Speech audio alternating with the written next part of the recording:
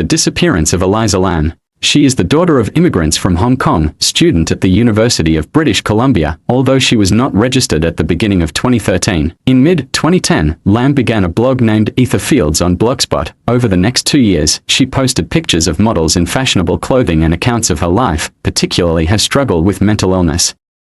In a January 2012 blog post, Lam lamented that a relapse at the start of the current school term had forced her to drop several classes, leaving her feeling so utterly directionless and lost. She titled her post "You're Always Haunted by the Idea You're Wasting Your Life," after a quotation from novelist Chuck Palahniuk. She used that quote as an epigraph for her blog. Lam worried that her transcript would look suspicious with so many withdrawals and that it would result in her being unable to continue her studies and attend graduate school. A little over 2 years after Lam had started blogging, she announced she would be abandoning her blog for another she had started on Tumblr, Nouvelle Nouveau. Its content mostly consisted of fashion photos, quotes and a few posts in Lam's own words. The same Palahniuk quotation was used as an epigraph. Lam had been diagnosed with bipolar disorder and depression.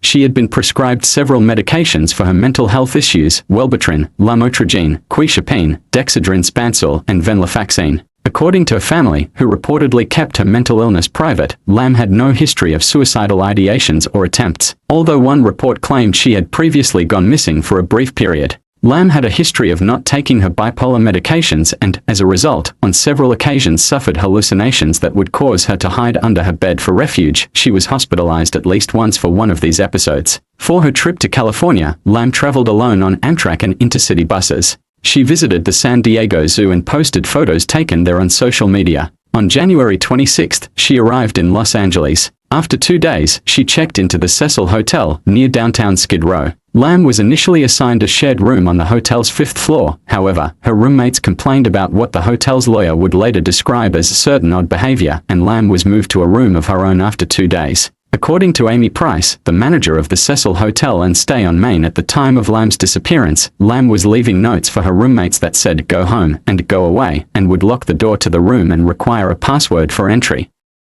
A few days before her disappearance, Lam attended a live taping of Conan in Burbank, but was escorted off the premises by security due to disruptive behavior. Lam contacted her parents in British Columbia daily while traveling up until the day she disappeared. On January 31, 2013, the day she was scheduled to check out of the Cecil and leave for Santa Cruz, her parents did not hear from her and called the Los Angeles Police Department. Her family flew to Los Angeles to help with the search. Hotel staff who saw Lam that day said she was alone. Outside the hotel, Katie Orphan, manager of the Last Bookstore, was the only person who recalled seeing her that day. She was outgoing, very lively, very friendly, while getting gifts to take home to her family. Orphan said she was talking about what book she was getting and whether or not what she was getting would be too heavy for her to carry around as she traveled. Orphan added, "Police searched the hotel to the extent that they legally could. They searched Lam's room and had dogs go through the building, including the rooftop, but the dogs were unsuccessful in detecting her scent. But we didn't search every room," Sergeant Rudy Lopez said later. "We could only do that if we had probable cause to believe a crime had been committed." On February 6, a week after Lam had last been seen, the LAP decided more help was needed. Flyers with her image were posted in the neighborhood and online.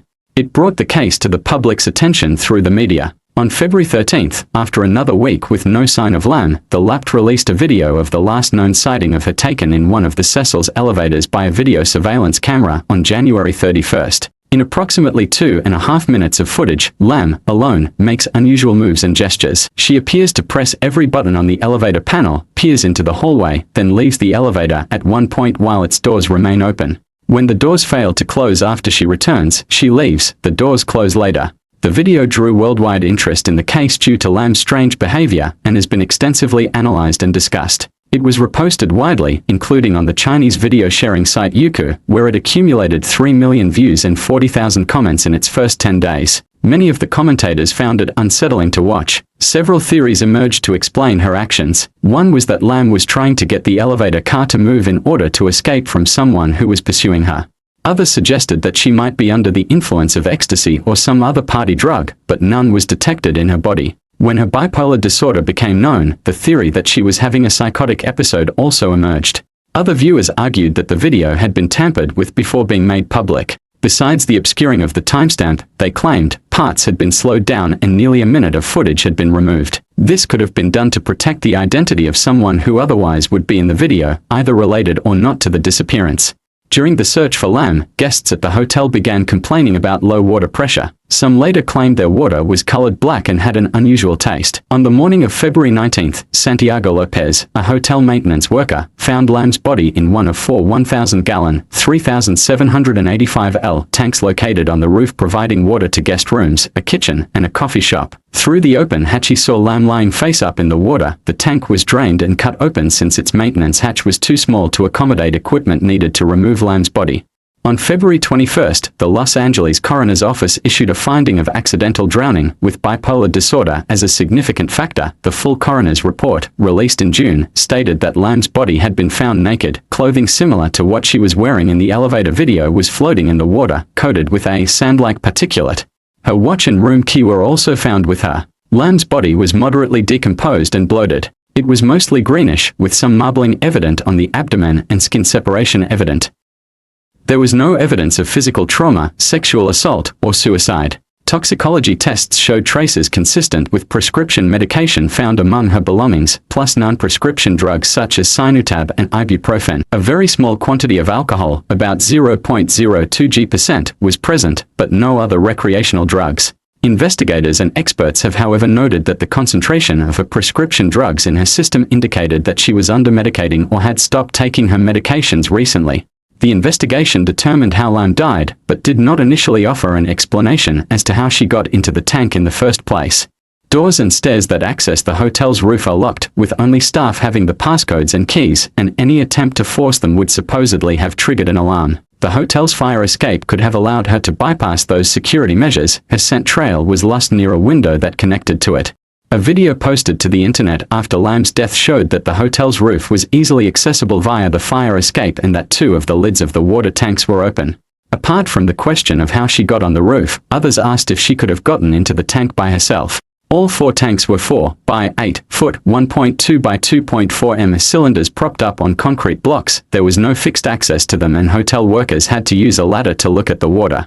They were protected by heavy lids that would be difficult to replace from within. The hotel employee who found the body said that the lid was open at the time, removing the issue of how she could have closed the lid from inside.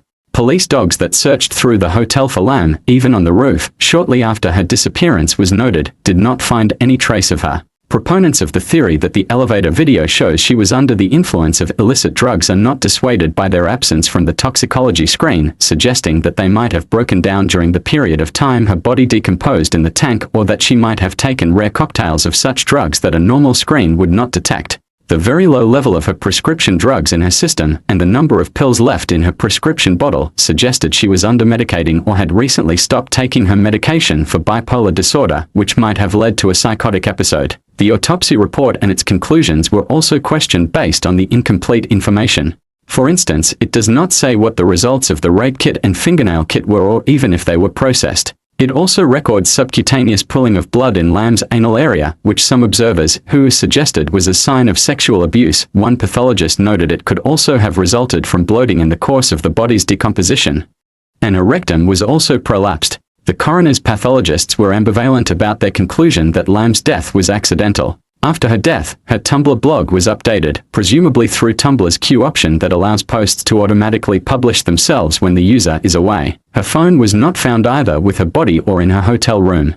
Whether the continued updates to her blog were facilitated by the theft of her phone, the work of a hacker, or through the queue is not known, nor is it known whether the updates are related to her death. In September 2013, Lam's parents filed a wrongful death suit, claiming the hotel failed to inspect and seek out hazards in the hotel that presented an unreasonable risk of danger to Lam and other hotel guests and seeking unspecified damages and burial costs. The hotel argued it could not have reasonably foreseen that Lam might have entered the water tanks, and since it remained unknown how Lam was able to get into them, no liability could possibly be assigned for failing to prevent it. In 2015, the suit was dismissed. The circumstances of Lam's death have been compared to plot elements in the 2005 horror film Dark Water. In that film, an American remake of an earlier Japanese film of the same name based on a 1996 short story by Koji Suzuki, a mother and daughter move into a rundown apartment building. Dysfunctional elevator and discolored water gushing from the building's faucets eventually lead them to the building's rooftop water tank, where they discover the body of a girl who had been reported missing from the building a year earlier.